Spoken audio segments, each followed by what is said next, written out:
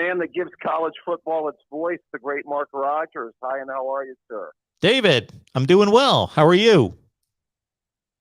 Excellent. I want to talk a little bit of Buckeyes and then, of course, talk a little bit of college football at large with you here. I will say that, again, with this team this year, I did you get a chance to watch the full spring game, by the way? That's right. You did the live stream during the Yep. spring game, right? Okay. I will say I'm somewhat optimistic that this defense is going to be better this year, as I may have illustrated to you in the past. I just think, again, there's too much defensive line talent for it to not be improved. And obviously, it's got nowhere to go but up. And I actually feel through recruiting that the linebacker level has improved. I'm convinced the secondary is going to be decent, but again, even though I don't know if there's that ultimate difference maker on the defensive line, I just think collectively I think it can be a pretty good unit. That defensive I don't know line. if you feel the same way. Well, I think the defensive line, I'll try to take my fandom out of it and just say to have the desire to see an elite defensive line a la Clemson in 2018, Georgia 2021. If they don't need to fully reach their potential and all become monsters, but they have so much, especially edge rush talent, that they could just be, and I think that's, to me, the number one key. That is the number one key for me. There are others, but to them completing what Ohio State fans would hope for this season and going from a 2-loss team to either a 1-loss team that goes all the way through and wins a national championship or goes undefeated. It's that pass rush and it's the defensive line play as a whole.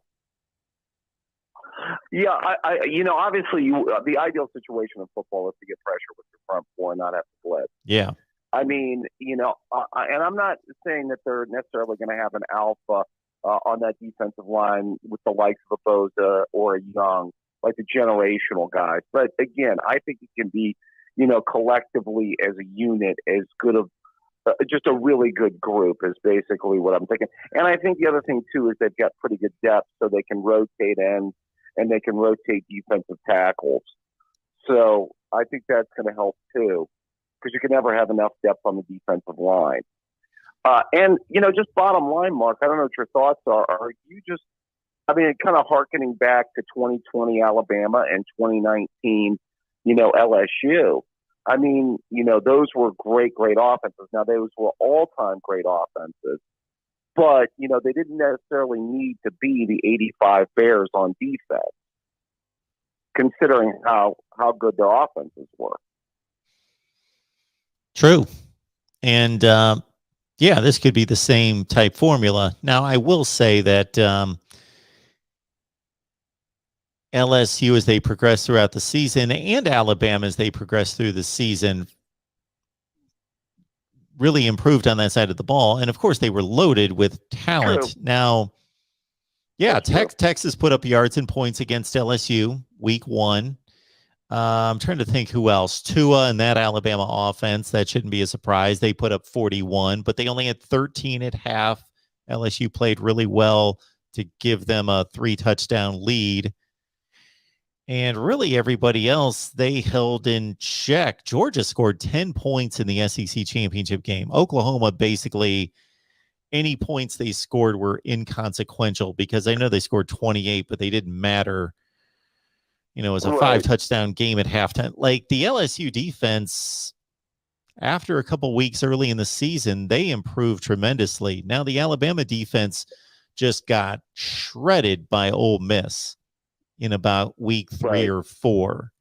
48 points, could have been worse than that, like 600 yards.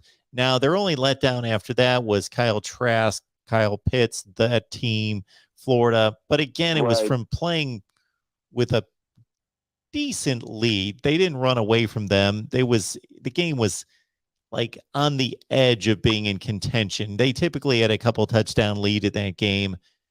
and they gave up 46 points, I think, 44, 46, whatever it was. So, but then in the playoffs, sure, Ohio State had a pretty good first half on offense, but that's about what it was. And of course, Notre Dame did nothing. Well, that actually, I said, I think after that game, Mark, the one disappointment was I guess I was really disappointed we gave up 52 points, but I thought we were going to score a lot more than 24, especially with the game that Fields was just coming off of in that game. And we may have left a few points out there, but, because I thought that we were going to I thought Fields could do what Trask did against him, bottom line, because Fields is a better quarterback than Trask. Yep. So, well, Trey Sermon, first play of the game. Right. Wyatt Davis, sometime in the second quarter, out. And they got ripped off a touchdown in that game, didn't they? Didn't the officials miss a catch in bounds? Yeah, Olave would have caught, I think, would have been more or less a meaningless touchdown. I mean, Ohio State would have had 31 points instead of 24 points. Yeah. But it was, the game was inevitable at that point. But, yeah, they probably did, long and short of it. But, because, just from an offensive perspective, the other reason I don't think that their defense is going to have to be real top-notch is I believe they're going to have the best quarterback this year. I believe they're going to have the best wide receiver. And I think they're going to have one of the top 5 running backs at the very least, maybe one of the top 3 or 4 running backs in the country, and Henderson.